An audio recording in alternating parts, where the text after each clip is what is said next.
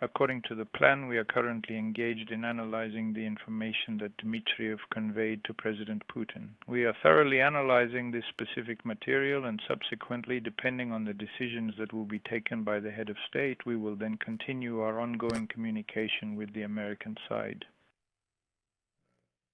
We saw a report about a really strange Christmas address yesterday, Zelensky's. Uncultured and quite clearly embittered. He appears to be a rather unstable and inadequate individual. One has to seriously ask the question, is he truly capable of making sound and appropriate decisions for the resolution of political matters through diplomatic means?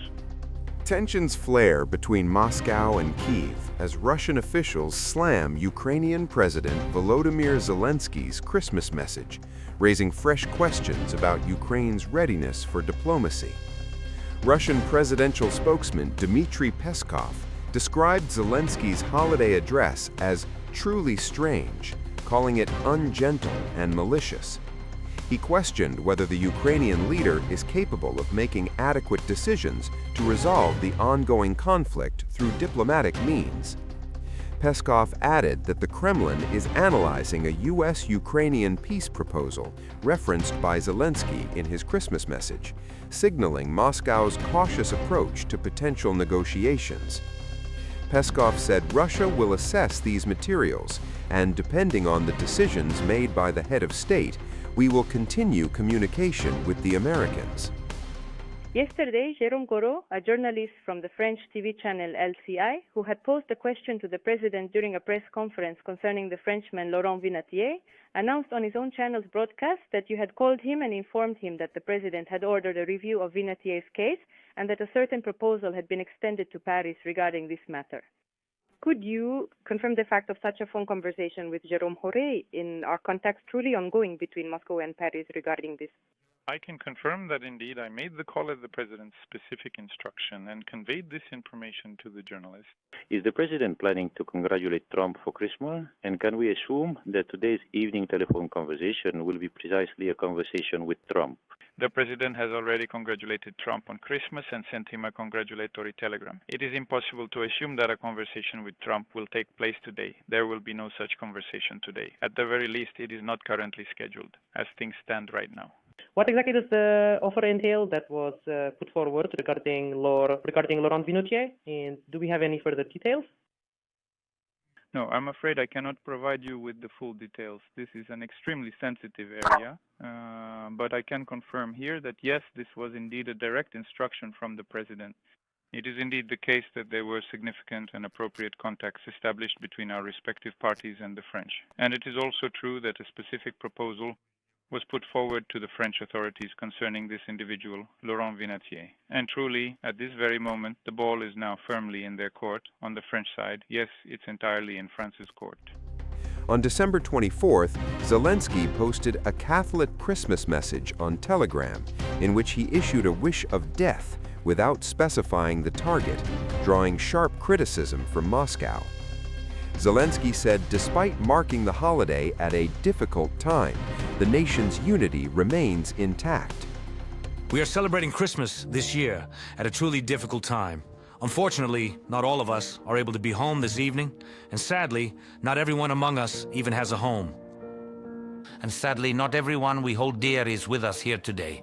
Yet despite all the immense suffering and devastation Russia has brought upon us, it is utterly incapable of occupying or bombing the very core of what makes us who we are, our Ukrainian heart, our unwavering faith in one another, and our unbreakable unity. And that is why millions of us today will be waiting for the first star to appear in the sky. In the skies above Kyiv, across the beautiful region of Zakarpattia, high above Odessa, or even in the challenging area of Kupiansk, wherever Ukrainians may be found. Today, all together, they are marking the celebration of Christmas on a unified date, truly as one large, cohesive family. Undoubtedly, the times of war have changed us, and it's not as important now how we decorate our home, but rather how we protect it. It almost doesn't matter what dishes are on the table. What truly matters is the company of the people gathered around it. Russian presidential aide Kirill Dmitriev recently met with U.S. officials in Miami, including Special Envoy Steve Witkoff and former White House advisor Jared Kushner as part of ongoing diplomatic discussions. A Ukrainian delegation, led by National Security Council Secretary Rustem Umerov, also met with U.S. representatives, describing the talks as productive and constructive. Earlier this month, separate meetings between Ukrainian and European officials took place in Berlin. U.S. President Donald Trump weighed in, saying negotiations with Ukraine are getting close to something, highlighting Washington's continued role in seeking a diplomatic path forward amid rising tensions.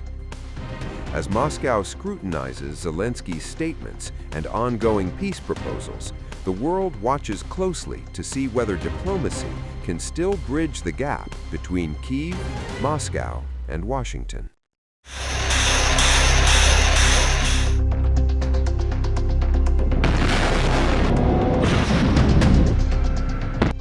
Russia says its forces are pressing forward across multiple fronts, and Moscow claims another settlement has fallen. According to the Russian Defense Ministry, units of the Yug group of forces have liberated Svyato-Pokrovskoye in the Donetsk People Republic, following what officials described as resolute actions on the battlefield.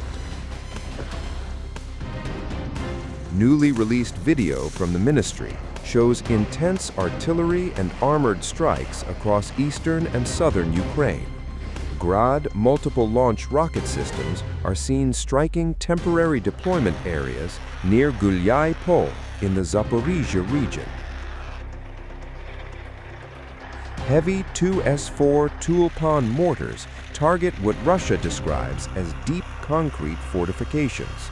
Self-propelled M-S artillery is shown hitting ammunition depots and strongholds near Krasnoarmeysk.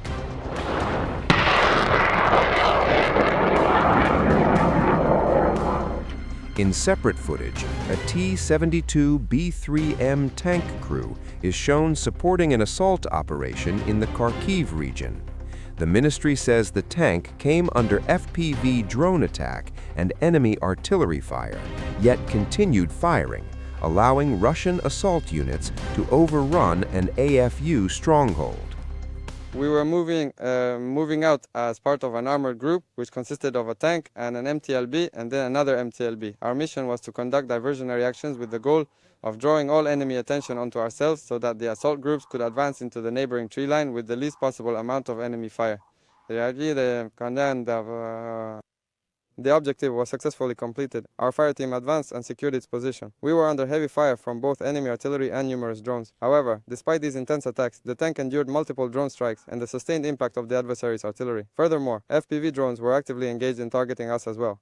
One drone specifically hit the grill, but the grill held up. The tank continued its combat mission. On the way back, 2 FPV drones were chasing us. One, due to EW impact, fell in front of the tank, and the second hit the grill again. And so he didn't break through accordingly. In its daily operational report, the Russian Defense Ministry claims gains across several axes. In the Sumy region, Moscow says Sever Group forces struck multiple Ukrainian brigades, reporting up to 265 Ukrainian casualties, along with destroyed artillery systems, vehicles, and Israeli-made radar equipment. In the Kharkiv direction, Russia reports additional strikes on mechanized and motorized infantry brigades. The Zapad group of forces, according to Moscow, improved positions along the front line, targeting formations near Kupiansk and other contested areas. In Donetsk, Russian officials claim continued pressure around Dmitrov, saying Ukrainian units there remain encircled and attempts to break through Russian lines have failed. The Vostok group of forces is reported to be advancing deeper into Ukrainian defensive positions in Zaporizhia and Dnipropetrovsk regions, including the destruction of a US-made Paladin self-propelled artillery system. Further south, the Dnieper group of forces is said to have struck Ukrainian units near Kherson and Zaporizhia, neutralizing vehicles, electronic warfare stations, and ammunition depots. Russia also claims widespread aerial and missile strikes on airfields, ports, drone production sites, energy facilities, and deployment areas, along with the interception of guided bombs, HIMARS rockets, and hundreds of drones.